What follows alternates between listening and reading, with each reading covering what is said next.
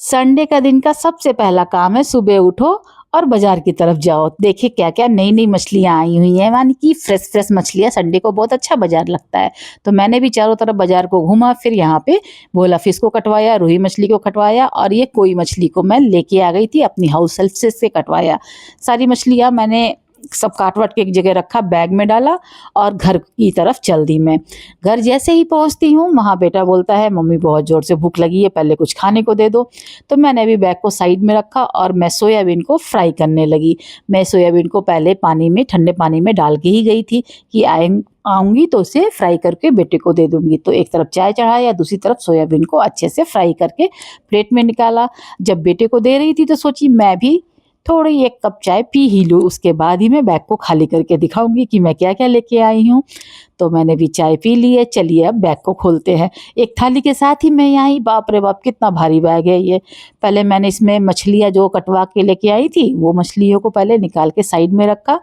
Side में रखने के बाद एक एक करके जो सब्जियां मैं हरी सब्जियां लेके आई थी वो सारी सब्जियां निकाल दी मैंने। यहाँ पे लौकी, कुमड़ा, कच्चा कुमड़ा, सेम, गाजर, धनिया पत्ता, बाकला, भिंडी और केले के फूल, शिमला मिर्च, बैगन, जितनी भी सब्जियां, टमाटर, बहुत सारी सब्जियां थी। मैंने सारी सब्जियों को ले लिया था।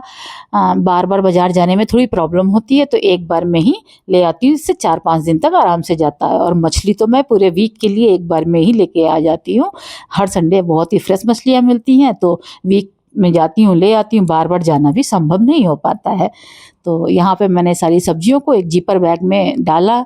अलग अलग जिपर बैग में सारी सब्जियाँ, पहले टमाटर भर लिया, फिर बीन्स भर लिया, उसके बाद सेम भर लिया, सारे उसमें जिपर में डाल दूँगी। और लास्ट में जिपर से थोड़ी सी जो मतलब फूला फूला हो जाता है ना, तो उसकी थोड़ा सा मुँह खोल करके उसकी हवा निकाल दूँगी, जिससे सब्जियां आपस में मतलब अच्छी रहती हैं, हवा अंदर से पास हो जाती है और बैग भी पतला हो जाता है। फिर इन सबको फ्रीजर के ट्रे में अच्छे से सजाने में इजी होता है। तो इस तरह से मैं सब्जी रखती हूँ। इस सब्जी को आप पहचान रहे हैं ये कौन सी सब्जी है? ये मटर नहीं है, मटर दूसरी है, ये दूसरी सब्जी। आप मुझे कमेंट्स में बताइएगा कौन सी सब्जी है।